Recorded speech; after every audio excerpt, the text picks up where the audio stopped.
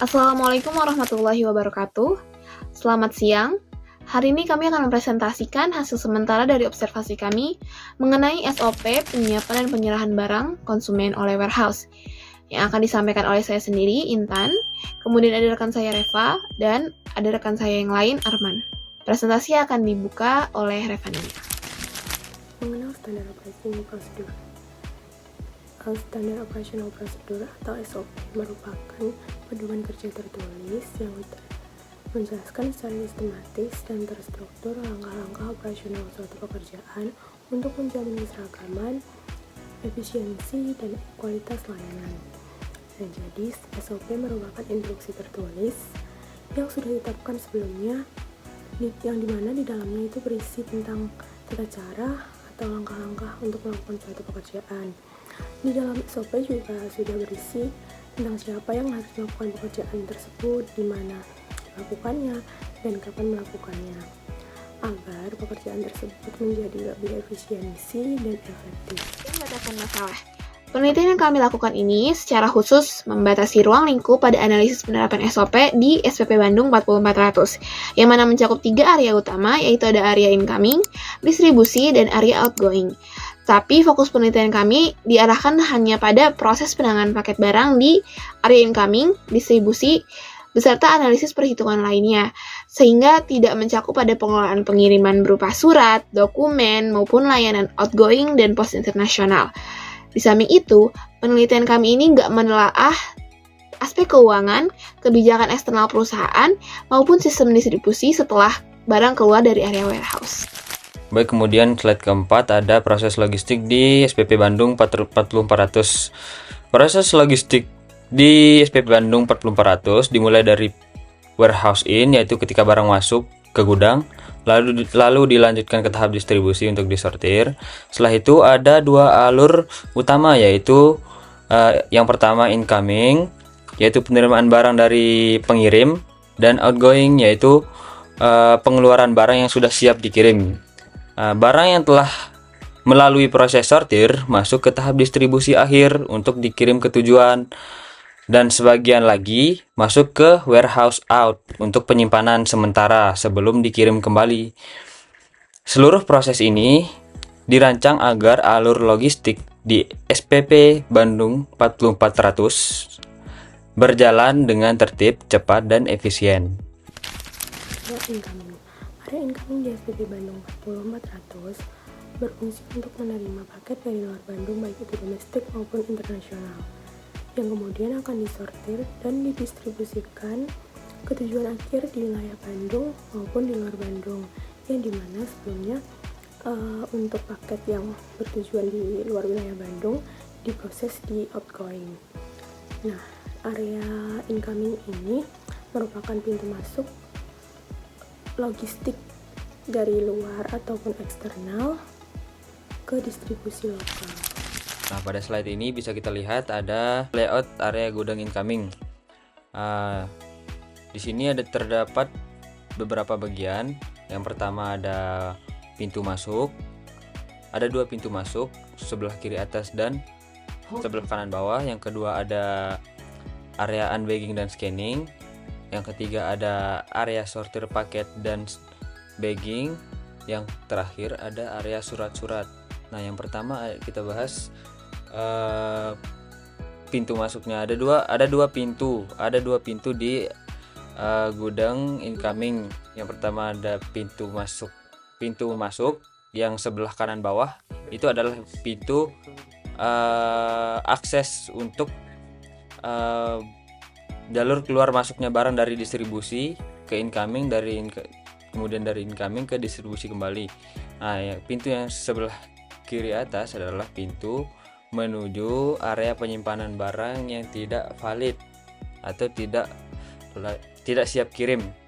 Nah, kemudian ada area unbagging dan scanning. Di sana adalah area di mana tempat barang-barang itu dibuka dari kantongnya, kemudian dilakukan proses scanning untuk input data validasi awal. Nah, kemudian ada area sortir paket dan bagging. Nah, di sini barang-barang yang sudah di-scan tadi disortir kembali, kemudian di bagging atau dibungkus kembali. Nah, kemudian disortir menurut delivery center atau kantor cabang. Nah, yang terakhir di bawah ada area surat-surat, area yang khusus untuk penyimpanan dan sortir surat-surat, berbeda dengan paket, sehingga surat-surat tidak tercampur dengan barang-barang lainnya. Masuk ke slide 7, alur proses incoming. Kami memvisualisasikan alur proses incoming menggunakan flowchart, yang mana bisa dilihat pada PPT sendiri bahwa setelah kantong-kantong barang masuk ke dalam warehouse, kemudian diteruskan ke pihak distribusi, kemudian distribusi meneruskan ke proses incoming. Nah, setelah masuk ke proses incoming, ini ada namanya input data serah terima kantong, yang mana nanti kan di kantong-kantong tersebut ada tag label name yang nanti akan di-scan dan kantong barang itu divalidasi jumlahnya dan tujuannya. Nah, setelah itu akan ada proses unbagging. Unbagging ini adalah proses pembukaan kantong, yang mana nanti barang-barang yang ada dalam kantong itu dikeluarkan, di-scan ulang, dan seperti tadi divalidasi bahwa barang diterima dalam keadaan baik dan tidak cacat. Nah, kemudian setelah itu, setelah input data terima sistem, jika valid akan diteruskan ke proses selanjutnya, dan jika tidak valid akan di-scan ulang barcode. Biasanya hal-hal yang tidak valid itu seperti data yang kurang lengkap, atau mungkin ada kecacatan lubang di plastik atau semacamnya, atau mungkin barcode-nya itu kurang terbaca. Nah, itu akan di-scan ulang barcode-nya. Nah, kalau masih nggak bisa, nanti barang akan dipisahkan ke ruang tersendiri, yang nanti prosesnya akan ditunda untuk dibuatkan berita acara yang akan dijelaskan nanti. Nah, setelah itu direset, kemudian balik lagi ke proses input, dan jika sudah valid akan diteruskan ke proses selanjutnya. Nah, setelah barang-barang tersebut sudah dinyatakan valid oleh sistem, maka kemudian akan ada proses sortir. Proses sortir yang ini akan didasarkan pada tujuan dan jenis barang. Sebelumnya, setelah kita scan barang, setelah barang itu masuk ke dalam sistem, barang-barang tersebut akan disortir ke dalam satu troli sortir yang sudah dipisahkan berdasarkan tujuan.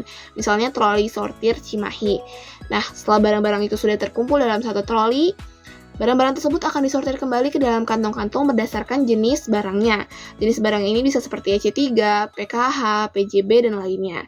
Nah, setelah barang-barang tersebut disortir ke dalam tiap kantong, nanti akan ada proses bagging, yaitu proses penutupan kantong. Setelah kantong ditutup, nanti kita akan mencetak label name tag yang tadi sebelumnya di unbagging di scan. Nah, ini kita akan mencetak kembali label name tag tersebut yang berisi tujuan dan jumlah barangnya. Misalnya jumlah barang 37 dengan tujuan Cimahi, lalu ada kode resi di situ. Nah, setelah kode resi dicetak, kode tersebut akan di-scan kembali bahwa kantong barang tersebut keluar dalam keadaan baik dan tidak cacat. Nah, sudah diinput data setelah data diinput lalu divalidasi oleh sistem, maka proses incoming akan menyerahkan kantong-kantong barang tersebut ke pihak distribusi kembali. Nah, setelah proses unbagging, barang akan disortir berdasarkan jenis dan tujuan. Jenis barang yang dimaksud adalah PE, PKH, PJB, EC3, PBB SRT, dan lainnya. Proses penyortiran ini dilakukan menggunakan troli khusus seperti yang bisa kita lihat pada gambar di samping. Troli berwarna oranye yang memiliki kapasitas hingga 750 kg. Nah, tujuan penyortiran ini adalah untuk memudahkan pengiriman ke masing-masing delivery center dan kantor cabang seperti DC Asia Afrika, DC Soreang, DC Lembang, DC Padalarang. Kemudian ada kantor cabang Cimahi, kantor cabang Soreang, kantor cabang Sumedang, Garut, dan lainnya. Frekuensi bulanan paket yang diproses di incoming. Di sini kami menggunakan paket yang diproses di incoming pada bulan Januari, Februari, dan Maret, yang dimana sudah diakumulasi kantong, berat, dan itemnya. Di bulan Januari terdapat 5.969 kantong dengan berat 42.297 kg dan dengan item sebanyak 81.716. Kemudian di bulan Februari terdapat 6.604 kantong dengan berat 66.655 kg dan dengan item sebanyak 95.933. Pada bulan Maret terdapat 7.333 dengan berat paket sebesar 72.388 dan dengan item sebanyak 92.691. Dan jika dirata-rata pada bulan Januari, Februari, dan Maret, kantongnya sebanyak 6.635,33 dan beratnya 62.780 dan itemnya sebanyak 90.113,33. Kemudian waktu proses dan tenaga kerja proses incoming. Pada proses incoming, kantong-kantong barang dari pusat distribusi nasional biasanya itu mulai tiba pada pukul 2 pagi sampai biasanya itu pukul 7 pagi. Nah, tapi normalnya, kegiatan operasional pada proses incoming ini akan berlangsung dari jam setengah 5 pagi sampai pukul biasanya itu jam 12 siang. Nah, pada umumnya atau pada biasanya di hari-hari biasa, pemrosesan barang di proses incoming itu akan berlangsung sampai jam 8 pagi. Tapi khusus spesial pada hari Rabu dan Kamis, pemrosesan barang akan sampai jam 9 pagi. Nah, tapi saat ada lonjakan volume kayak menjelang hari raya Lebaran atau hari raya Natal atau saat tanggal merah, itu pemrosesan barang akan bisa sampai jam 12 siang. Nah, di SPP Pos Bandung ini punya prinsip clean desk, clean floor. Jadi mereka akan berhenti beroperasi atau artinya sudah selesai bekerja ketika tidak ada barang lagi yang diproses, tidak ada barang yang tertinggal di area incoming. Seluruh aktivitas pemrosesan barang ini ditangani oleh tim yang terdiri dari 26 orang. Nah, mereka ini udah terbagi tugas sesuai cabang layanannya masing-masing, cabang tujuannya masing-masing. Jadi proses itu dapat berjalan secara simultan dan efisien setiap harinya. Masuk ke slide 12 terkait penanganan masalah dan eskalasi. Dalam praktiknya, terdapat mekanisme penanganan masalah sesuai dengan SOP. Contoh, jika ditemukan barang rusak atau kurang atau dalam kondisi tidak layak kirim, petugas akan membuat berita acara atau yang disebut P6. Orang pos, orang di SPP Bandung 40400 menyebutnya dengan P6. Nanti akan diperlihatkan contohnya. Si P6 ini, si formulir berita acara ini nanti akan dicetak, kemudian akan diserahkan kepada manajer terkait. Kemudian barang tersebut akan ditunda dulu pengirimannya, lalu dimasukkan ke pintu masuk sebelah kiri tadi yang di gudang incoming untuk disimpan agar tidak tercampur dengan barang yang siap kirim. Barang dengan barcode yang tidak terbaca juga akan tetap diproses secara manual untuk memastikan data tetap tercatat dalam sistem. Nah, seperti yang terlihat pada PPT bahwa ini adalah contoh berita acara dari barang yang rusak. Berita acara ini akan dibuat oleh manajer incoming dan yang nantinya akan diteruskan kepada kantor pos cabang asalnya. Tapi dalam konteks contoh kami, berita acara ini diteruskan kepada kantor cabang Banjar. Nah, di dalam berita acara ini akan memuat rincian dari barang yang rusak tersebut. Dan yang kemudian nanti akan ditandatangani oleh saksi, yaitu petugas yang memproses barang ini dan menyatakan bahwa barang ini rusak. Kemudian juga akan ditandatangani oleh manajer incoming dan manajer SPP Pos Bandung sendiri. Nah, tapi kan banyak hal doang yang akan menyebabkan terbuatnya berita acara ini. Nah, dari observasi kami mendapatkan rekapitulasi persentase all rute primer Jawa dalam 3 bulan terakhir, yaitu di bulan Januari, Februari, Maret di tahun 2025. Dari situ kami mengetahui bahwa hal-hal yang biasanya menyebabkan terbuatnya dari berita acara ini adalah terlambat diberangkatkan oleh kantor asal, gangguan jaringan atau sistem yang error, kemudian proses bongkar muat di kantor singgah yang lama, trouble KBM atau armada, kemudian force major, dan yang terakhir macet atau kondisi perjalanan. Dari situ kami mengetahui bahwa persentase terbesar adalah disebabkan oleh macet atau kondisi perjalanan, yang mana menurut kami ini normal karena ini adalah kondisi yang tidak bisa dihindari. Nah, masuk ke slide dokumentasi, bisa kita lihat di sini ada foto area scanning dan unbagging kantong dan barang. Yang dimaksud area scanning itu adalah area yang samping-sampingnya yang ada meja-meja. Di sana adalah area scanning dan unbagging kantong dan barang. Sedangkan yang di tengah adalah area barang yang sudah disortir dan sudah di bagging, dibungkus kembali. Nah, kemudian ini adalah contoh barang yang sudah di bagging menurut jenis dan tujuan. Bisa kita lihat di situ ada troli yang tadi berwarna oranye yang kapasitasnya sampai 750 kg dengan tulisan delivery center.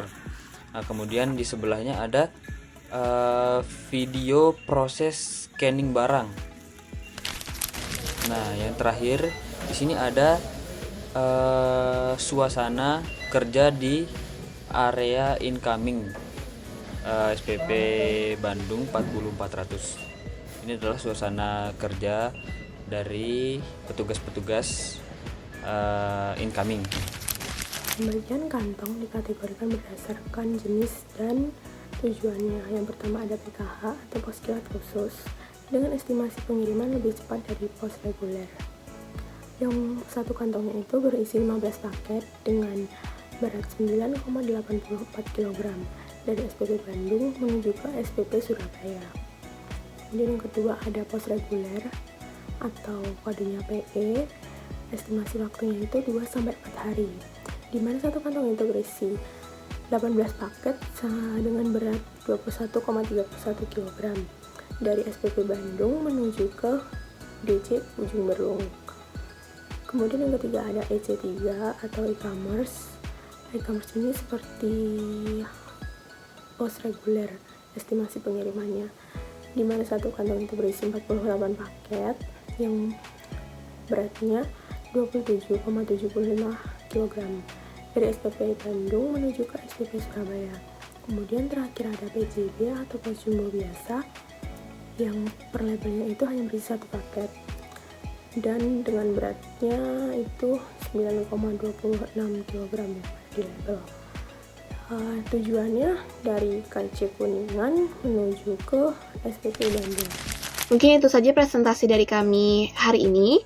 Mohon maaf masih banyak kurangnya dan mohon maaf masih kurang bisa dimengerti. Semoga kami bisa improve lebih baik lagi ke depannya. Dan terima kasih atas perhatiannya, terima kasih atas waktunya. Wassalamualaikum warahmatullahi wabarakatuh.